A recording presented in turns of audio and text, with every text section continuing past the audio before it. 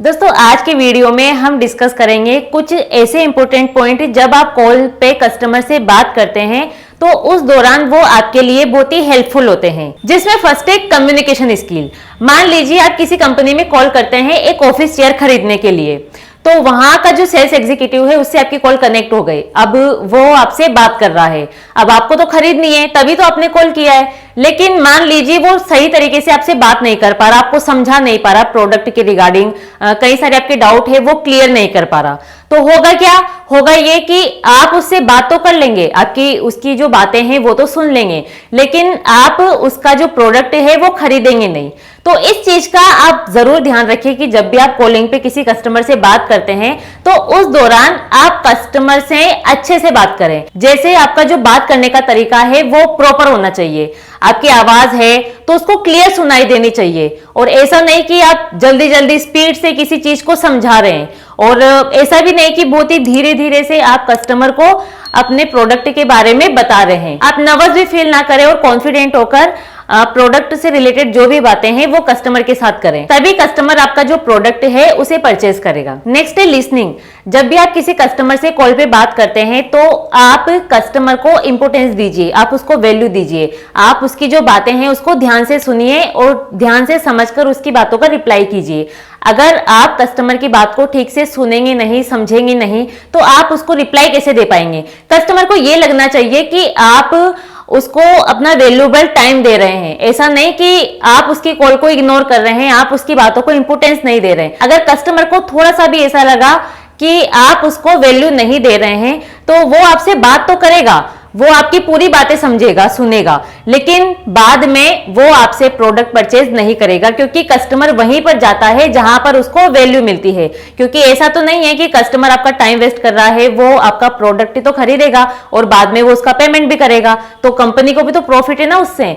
तो इसलिए कस्टमर को आप ध्यान से सुने, समझे और अच्छे से प्रोडक्ट के बारे में उसको एक्सप्लेन करें। नेक्स्ट है पेशेंस। आपको पता है ये चीज कि जब भी इनकमिंग कॉल आती है ना, जैसे कोई कस्टमर की रिक्वायरमेंट है और वो खुद प्रोडक्ट खरीदना चाहता है तो वो कंपनी में कॉल करता है, तो ऑब्वियसली वो अच्छे से ही बात करता है क्योंकि उसको रिक्वायरमेंट है, उसको खरीदना है।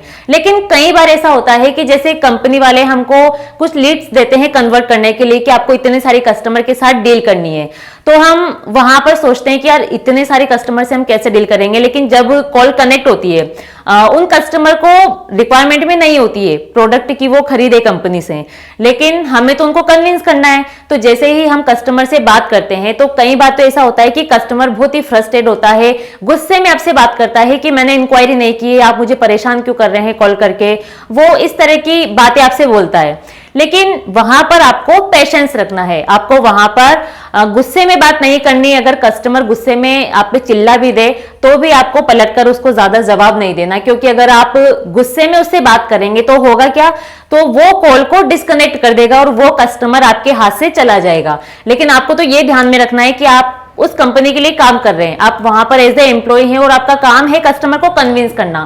तो आप वहां पर थोड़ा सा पेशेंस रखिए और पॉजिटिव वे में आप उससे बात करिए, क्योंकि वो आपके प्रोडक्ट को परचेज करे चाहे ना करे, लेकिन एटलीस्ट ये तो वहां पर चांस होता है कि वो कस्टमर कुछ टाइम बाद आपकी बातों को ध्यान से सुने। और कई बार ऐसा होता है ना कि कस्टमर की नीड के बारे में हम बात कर लेते हैं, जैसे जिस चीज की उसको जरूरत है उसी चीज के बारे में अगर हम बात करते हैं तो कस्टमर 2 मिनट के लिए रुक के वो बात सुनता जरूर है, और अभी नहीं तो फ्यूचर में वो बोलता है कि नहीं अभी तो मुझे रिक्वायरमेंट नहीं है, लेकिन फ्यूचर में मैं इस प्रोडक्ट को खरीदने के बारे में जरूर सोचूंगा। नेक्स्ट है knowledge about product and service. मान लीजिए आपको अपनी बाइक का इंश्योरेंस करवाना है और इंश्योरेंस के लिए आप किसी कंपनी में कॉल करके बोलते हैं कि मुझे इंश्योरेंस करवाना है, आप इसके बारे में मुझे डिटेल से समझाइए, क्या इसकी वैलिडिटी रहेगी, क्या इसके फायदे मुझे मिलेंगे, ये सारी चीजें मुझे अच्छे से एक्सप्लेन कीजिए।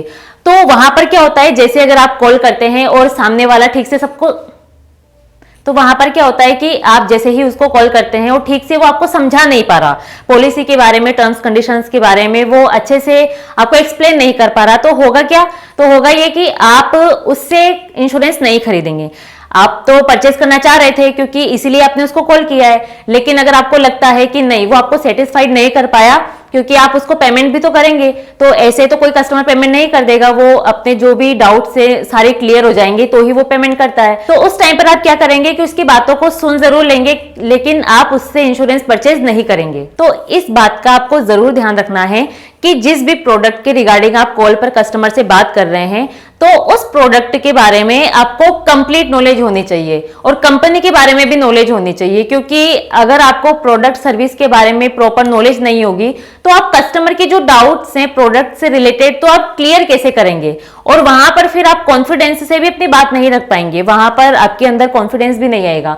तो इसलिए नॉलेज होना बहुत ही जरूरी है। इसके साथ ही आपको यह भी ध्यान रखना है कि आप कस्टमर को कॉल के दौरान बोर फील ना करवाएं। क्योंकि जब भी आप कस्टमर को कॉल करते हैं तो उस टाइम पर ऐसा ना हो कि कस्टमर जैसे आपसे बात कर रहा है और जो क्वेश्चन वो आपसे कर रहा है उनके आंसर ना देके आप थोड़े अलग ही तरह से उसको आंसर दे रहे हैं। कस्टमर जो भी चीज पूछता है उसका आंसर उसी वे में दीजिए और लिमिटेड दीजिए। ऐसा नहीं कि 2 मिनट का आंसर है उसको लंबा खींच लिया और 5 मिनट तक आप कस्टमर से बात किए जा रहे हैं। आपका भी टाइम वेस्ट, कस्टमर का भी टाइम वेस्ट। तो कस्टमर को ऐसा लगता है कि यार पूछा क्या था और जवाब क्या दे रहा है और इतना लंबा आंसर लेके जा रहा है, तो फिर वो वहां पर बात करना आपसे पसंद नहीं करेगा।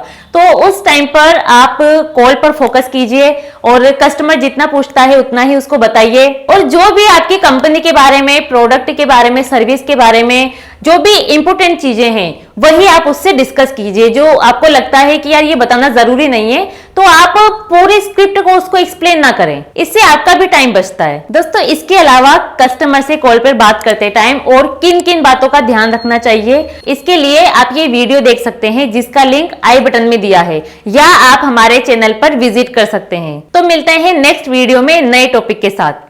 Thank you.